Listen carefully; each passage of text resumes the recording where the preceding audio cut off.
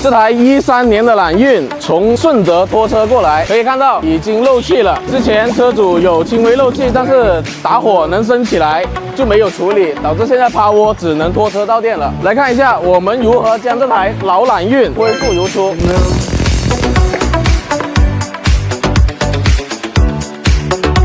这样的维修我们只收3位数，你们觉得怎么样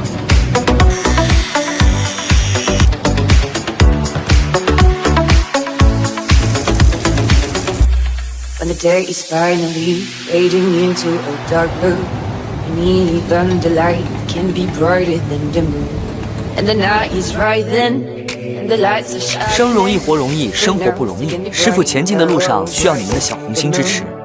最后，你认可这样专业的维修吗？评论区发表一下你的看法。